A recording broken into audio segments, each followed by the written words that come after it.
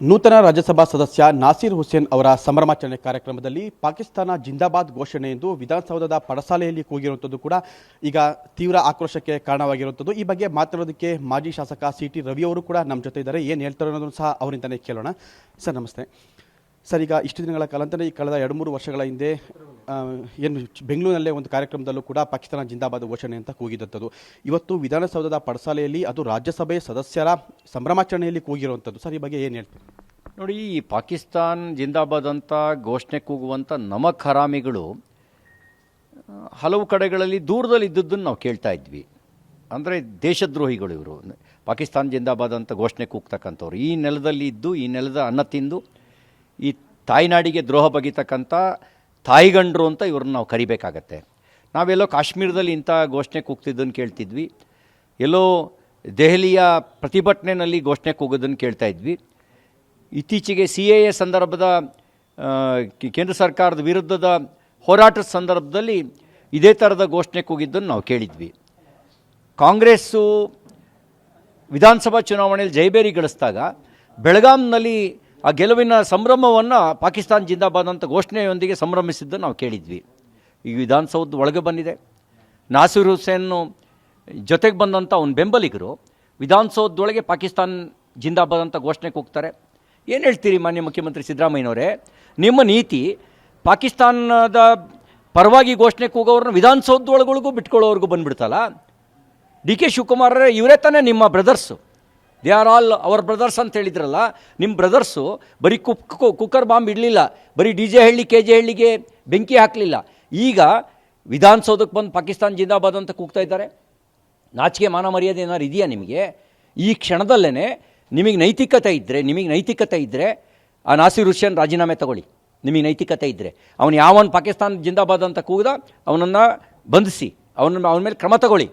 ಇಲ್ಲದೇ ಇದ್ದರೆ ನೀವು ಕೂಡ ಪಾಪಿ ಪಾಕಿಸ್ತಾನದ ಷಡ್ಯಂತ್ರದ ಜೊತೆಗೆ ಸೇರಿದ್ದೀರಿ ಅಂತ ರಾಜ್ಯದ ಜನ ಭಾವಿಸ್ತಾರೆ. ಅಂತಂದರೆ ಈ ಒಂದು ರೆಕಾರ್ಡ್ ಕೂಡ ಆಗಿರುವಂಥದ್ದು. ಈ ಒಂದು ವಿಡಿಯೋ ಚಿತ್ರೀಕರಣದ ವೇಳೆಯಲ್ಲೂ ಕೂಡ ಕೆಲವು ಪತ್ರಕರ್ತರು ಪ್ರಶ್ನೆ ಮಾಡಿದಂಥ ಸಂದರ್ಭದಲ್ಲೂ ಕೂಡ ಅವರಿಗೆ ನಡೀರೋ ಮುಂದಿನ ದಿನಗಳಲ್ಲಿ ನಿಮಗೆ ಉತ್ತರ ಕೊಡ್ತೀವಿ ನಡೀರೋ ಅಂತ ಹೇಳಿಕೆ ಅದು ಕೂಡ ಅಲ್ಲಿ ಕೇಳ್ತಿರುವಂಥದ್ದು. ಆ ಮಾತು ದಾಷ್ಟ್ಯದ ಪರಮಾವಧಿ.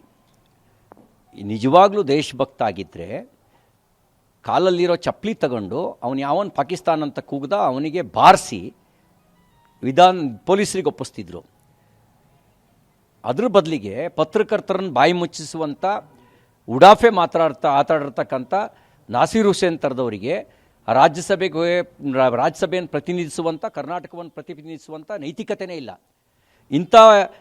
ಇಂಥವ್ರನ್ನ ಕಾಂಗ್ರೆಸ್ ಉಮೇದುವಾರರನ್ನಾಗಿ ಮಾಡಿ ಗೆಲ್ಲಿಸ್ತಲ್ಲ ಅನ್ನೋದೇ ನಾವು ತಲೆ ತಗ್ಗಿಸ್ಬೇಕಾಗಿರುವಂಥ ವಿಷಯ. ಇಂಥ ಒಂದು ಬೆಂಬಲಿಸ್ತಕ್ಕಂಥ ಕಾಂಗ್ರೆಸ್ಸಿಗೆ ರಾಜ್ಯ ಜನ ವೋಟ್ ಕೊಟ್ಟರಲ್ಲ ಅನ್ನೋದೇ ನಾವು ತಲೆ ತಗ್ಗಿಸ್ಬೇಕಾಗಿರುವಂಥ ವಿಷಯ. ಯಾವಾಗ ಅವರು ಬೆಳಗಾಂನಲ್ಲಿ ಘೋಷಣೆ ಕೂಗಿದ್ರು ಪಾಕಿಸ್ತಾನ ಜಿಂದಾಬಾದ್ ಅಂತ ಕಾಂಗ್ರೆಸ್ ಗೆದ್ದಾಗ ಅವತ್ತೇ ಎಚ್ಚೆತ್ಕೋಬೇಕಿತ್ತು ಇವ್ರ ನೀತಿಯ ಪರಿಣಾಮ ಏನು ಅನ್ನೋದು. ಇವತ್ತು ವಿಧಾನಸೌಧವರೆಗೂ ಬಂದಿದೆ. ಮುಂದೆ ಇನ್ನೆಲ್ಲೋವರೆಗೂ ಮುಟ್ಟಬಾರ್ದು ಅಂತಿದ್ರೆ ಈಗಲೇ ಅದನ್ನು ನಿಯಂತ್ರಿಸಬೇಕು.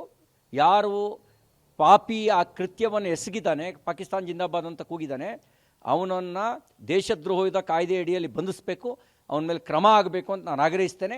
ನಾಸೀರ್ ಹುಸೇನನ್ನು ಮತ್ತು ಅವನ ಬೆಂಬಲಿಗರನ್ನು ತನಿಖೆಗೊಳಪಡಿಸಬೇಕು ಅಂತ ಆಗ್ರಹಿಸ್ತೇನೆ. ಸರ್, ಇವರು ಅಂದರೆ ಸಮಾಜಕ್ಕಾಗಲಿ ಏನು ಮೆಸೇಜ್ ಕೊಡೋಕೆ ಕೊಟ್ಟಿದ್ದಾರೆ? ಯಾಕೆ ಸರ್ ಈ ಘೋಷಣೆ ಇವರು ಏನು ಮೆಸೇಜ್ ಕೊಡೋಕೆ ಕೊಟ್ಟಿದ್ದಾರೆ ನಾವು ಕೇಳಕ್ಕೆ ಬಯಸ್ತೀವಿ. ಇಂಥವ್ರಿಗೆಲ್ಲ ಸೀಟ್ ಕೊಟ್ಟು ಕಾಂಗ್ರೆಸ್ಸಿಗರೆ ನೀವೇನು ಮೆಸೇಜ್ ಕೊಡೋಕೆ ಕೊಟ್ರಿ? ಭಾರತ ವಿಭಜನೆ ಮಾಡಿ ಪಾಕಿಸ್ತಾನ ಮಾಡಿದ್ದು ಸಾಕಾಗಲಿಲ್ಲ, ಹಿಂದೂಸ್ತಾನವನ್ನು ಪಾಕಿಸ್ತಾನ ಮಾಡಬೇಕು ಅನ್ನುವಂಥ ಸಂದೇಶ ಕೊಟ್ಟಿದ್ದೀರಾ. ಇಂಥ ಒಂದು ಜನರನ್ನ ವಿಧಾನಸೌಧ ಒಳಗೆ ಬಿಟ್ಟವನು ಯಾರು? ಯಾಕೆ ಬಿಟ್ಟರು? ಯಾರು ಹಿಂದ್ಗಡೆ ಬಂದಿದ್ದಾರೆ?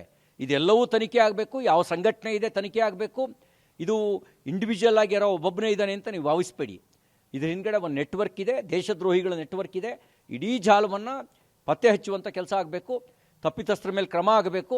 ಮತ್ತು ಈ ನಾಸೀರ್ ಹುಸೇನ್ ಥರದವರು ಅವ್ರನ್ನ ಸಮರ್ಥನೆಗೆ ನಿಲ್ಲುವಂಥ ನಾಸೀರ್ ಹುಸೇನ್ ಥರದವರು ನಮ್ಮ ರಾಜ್ಯವನ್ನು ಪ್ರತಿನಿಧಿಸುವಂಥ, ರಾಜ್ಯಸಭೆಯನ್ನು ಪ್ರತಿನಿಧಿಸುವಂಥ ಯಾವುದೇ ರೀತಿ ನೈತಿಕತೆ ಇಲ್ಲ. ಅವ್ರ ಮೇಲೂ ಕೂಡ ತನಿಖೆ ಆಗಬೇಕು ಅಂತ ನಾನು ಆಗ್ರಹಿಸ್ತೇನೆ. ಇದು ಮಾಜಿ ಶಾಸಕ ಸಿ.ಟಿ. ರವಿ ಅವರ ಮಾತಾಗಿರುವಂಥದ್ದು. ಕ್ಯಾಮರಾಮನ್ ಪುನೀತ್ ಜೊತೆ ನಾರಾಯಣಗೌಡ, ಪಬ್ಲಿಕ್ ಟಿವಿ, ಚಿಕ್ಕಮಗಳೂರು.